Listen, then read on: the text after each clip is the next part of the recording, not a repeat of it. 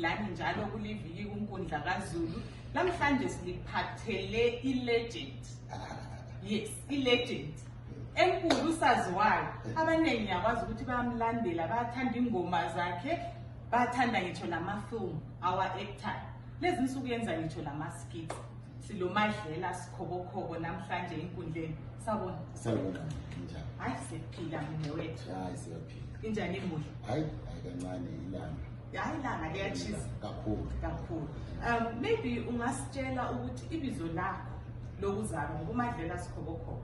Stage name. Yes, lo msebenzi. Hayi lokuzalwa ngumthusi bashimani lo. From khona lokho uzizwela ukuthi isizwe. Yes.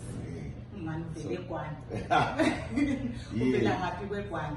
Yeah, no, umthunya namhlanje sizoveza imfihlo zami. Kodwa ke akulahlo. Yeah, hayi sifuna ukuvumbulula zona ezicatshile. Umama ongizalayo uvela ekwani. Yes. Endaweni okuthiwa kuse wazalelwa indawo okuthiwa kusemafuku. Okay. Wasethutha ke nawayakha ematulungu. Yazi amagama khona?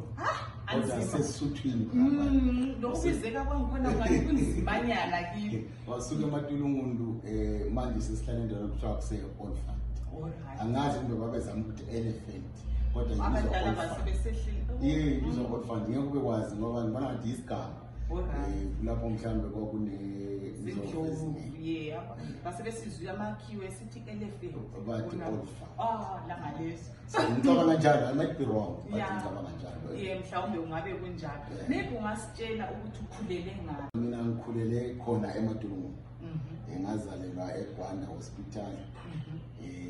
Ngakhulela ematulungu, ngafunda ematulungu from grade 1 to grade 7.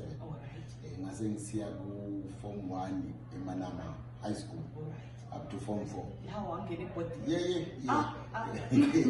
From there ngase ngisiya kwenza A level eSezani High. So seBedbridge. Saying I don't know if Zezani falls under Bedbridge. Because ingani yakho. Because ngathi yakhona. Kodwa ke izonke lezi zinto ngiziqala sengikhona lapha eManama High School. Ngakhula ngumuntu ozenza izinto ze-art. Phendula umbuzo wakugcina ukuthi ngilemuli. Yes. Ngilemuli ngithethe umamoyo. Uthethe udadewethu. Mhlophe. Uthethe udadewethu. Silabantwana bawo abane. Bakhulu onganani abantu abakho? Omdala ngicabanga naye seqalisa ukungelangela entweni zenzo zomculo kuthiwa basuthu. Moyo omdala kakhulu samthola sibancane. I think he's 21 this year. Hawu uyacabangela umntana ukuthi umuntu wazalwa 2003 unyaminyezi. 21 this year. So sekopa kuba sethatha inyawo kuba ngicabanga yena is more talented, especially musical. Waphiwa kakhulu emculweni, naphiwa kakhulu ngabe kwe-10. So nguye wokuqala. Then because kusifane igap ezingisegolini ngihlupheka vela ngicabanga nokuba nomntwana omunye. Ngoba negap I think for about 10 years. Base kulandela ke intombazane ekuthiwa uNhle.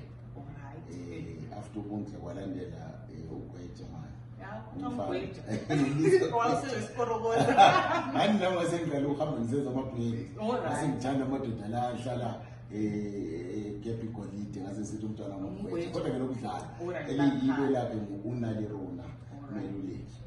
Mina kwasekubuyela lokho kokugcina intombazane Thawukhanya. Ugcina lo. I think like 3 years. Susan. Siyikhehle ngoba ngithi manje ngabhoboka very late.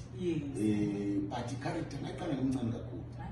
Uyazi ukuthi before even abantu bengazi ukuthi Madlela abantu kubo uNkulunkulu bengibiza Madlela. Serious? Yeah, because of it wamisa acting character ekuthiwa Madlela.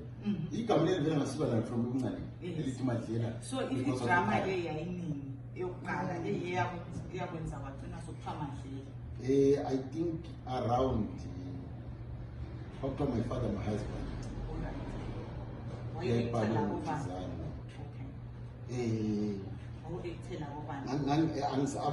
omunye wabona ngikutshela ngokosikazi namuhla. Alright. Nguye ke main character. So vele ubaba lo mama bonke baya act. Yeah, wathena sokuzisa lama actor ehlabelayo. Hayi yena akazange saphesuka fela. Okay. But ke sasihlangene khona lapho.